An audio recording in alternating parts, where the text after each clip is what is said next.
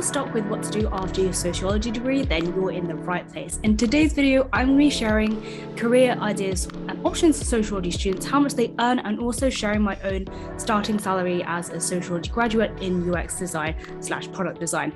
My aim here is to increase and improve pay transparency and advocate for equal pay, especially for women in these sectors. Now, hopefully there's an idea that interests you, but if not, just keep your mind open and let's get into these ideas.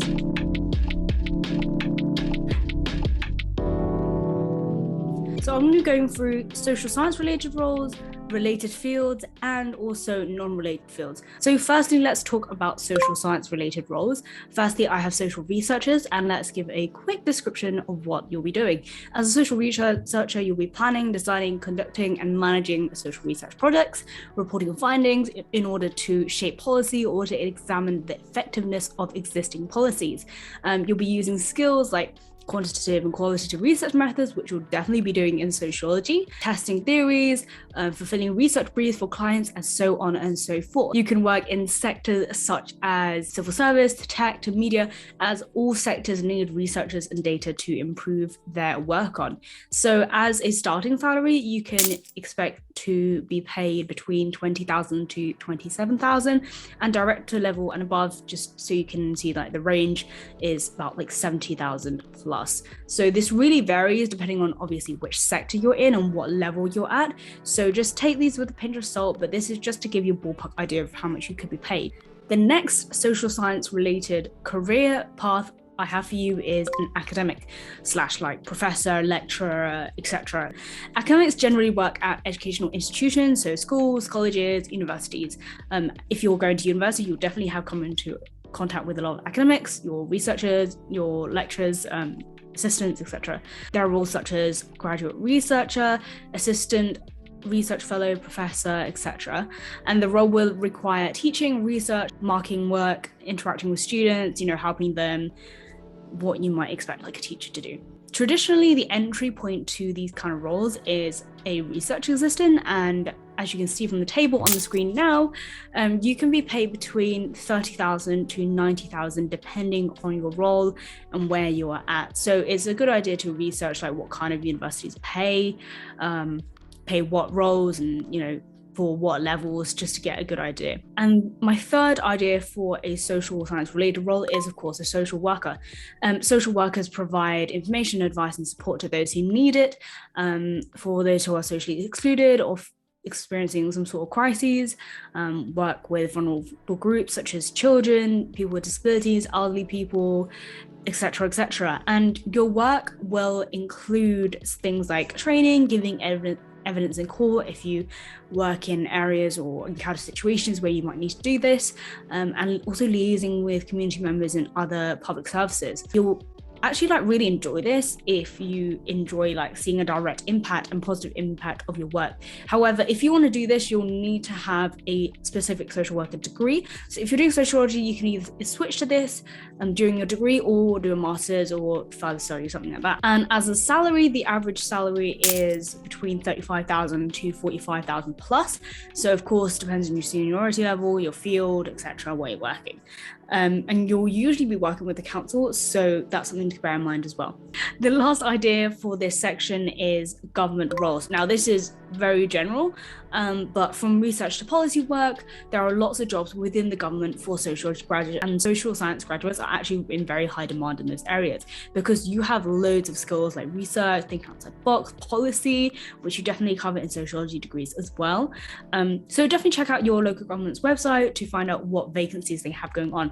And they also have different programs. So the UK government has a fast stream program, which allows you to specialize or generalize in particular departments, or you can rotate through them. And an average salary for government roles at fast stream level is 27,000. And obviously that depends on what role and what department you work in, but that can rise to above 50K. And that's it for the social science related role. Let's go to the related social science jobs. Now let's talk about roles in related fields. Now these aren't going to be traditional social sciencey related fields, but they're still related in some way. So first of all, I have teaching.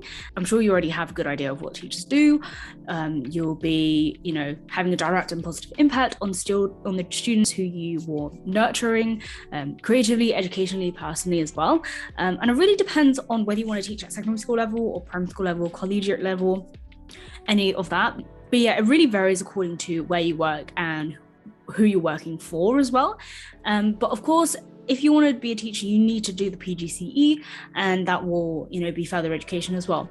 Salary-wise, an NQT, a newly qualified teacher, can be paid 25 to 32,000 depending on location. Qualified teacher, the England average, not UK, England average, is between 27,000 and 41,000. In London, of course, that would be higher than say like the countryside. If you want to be a teacher, don't let the salary put you off, because the impact you're going to have on children is definitely so worth it.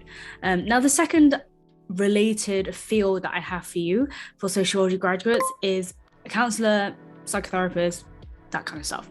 Now, counsellors help people to identify problems in their lives, allowing them to reflect on what's happening to them and considering how to work around it. And this might be similar to therapy, but it really depends on what you want to go for. If you want to go for therapy, you're going to need therapy specific an education or a course or qualification, because you'll be dealing with really vulnerable aspects of people's lives, and you want to make sure that you're not inflicting further damage onto them. So issues you might work on is like divorce, relationship, illness, bereavement, general anxiety, job, employment. You can also be a career coach, those sorts of things. Your salary will really range because you can work in several different ways. You can work within a company. You can within like a corporate company working as their career coach, or like in-house counselor or something. Or I know some companies offer like complementary therapy sessions, so you could also do that. But you could also do that in a freelance capacity. So you can work freelance, you can work for different people, different companies as a contractor, for example. So the salary can range between like 20,000 to 26,000 as like a starting salary, and this can go upwards, of course. And if you work privately with private clients one-on-one, you can charge between 40 to 80 pounds per 50-minute session. So it really depends, and I would encourage you to look into more like therapy centered resources for that. And lastly, for this related field section, I have lawyer. So sociology graduates might be interested in law and trying to change law and trying to improve it and things like that. And one way you can do that could be as a lawyer. And there are many types of law you can get into, but I'm just going to go into solicitor today. You can look in the resources linked in the description below if you want a lot more information on that. As a solicitor, you'll provide expert legal support, of course, on a range of personal and commercial issues. You could specialize into criminal justice, which is a good one, an interesting one, I think, for sociology students to get into, and also immigration, property tax, etc. There's a whole range out there. And you, of course, need an LLB, which is a qualifying law degree, and then a solicitor's qualifying examination for solicitors. And then you also need work experience and pass an exam. But I'm sure you're looking into that if you're going into this path.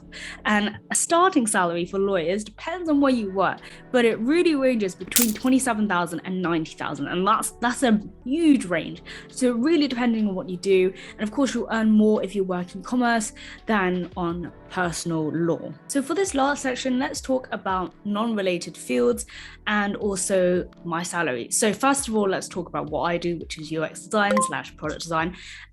You'll find people calling this different names because it's a pretty new industry, and basically everything digital that you interact with, smartwatches, computers, tablets, apps, anything like that, websites, digital product designer, UX designer would have designed that. And in short, you'll be designing digital products, and you'll also be working with many different people, for example, developers, engineers, product managers, tech people. So it's a really good job if you want to be creative, interact with people, but also have a direct impact on users in society. So you could also do freelancing as well and create your own agency, work in-house agency, work for different brands. And I think it's really interesting and varied job depending on where you work. For me specifically, I'm working in a fintech. And so for me, I am making £45,000 a year.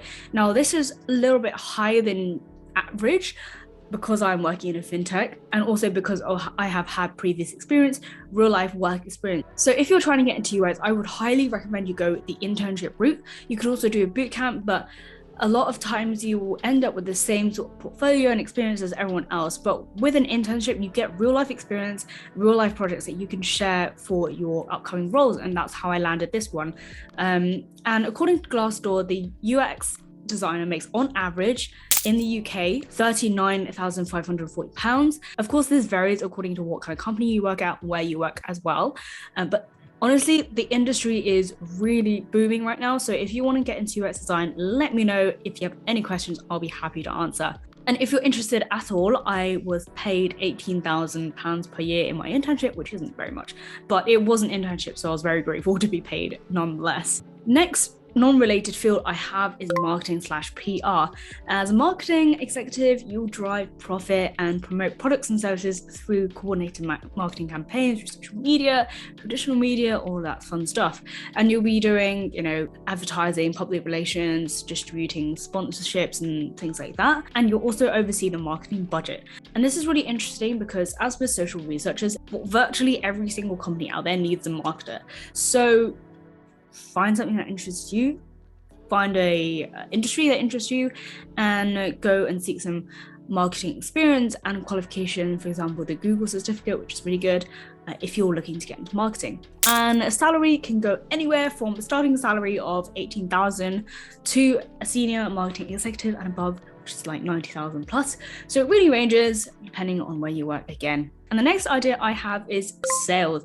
Now, if you are a sociology graduate, any sort of social science graduate, you will have good skills for this. Communication skills, of course, really important, depending on whether you work B2B, which is business to business, or B2C, which is business to customer or consumer, sorry. So like Costa is B2C, whereas platforms like Slack, for example, is business to business. So sales roles usually get a base salary and then a commission on top.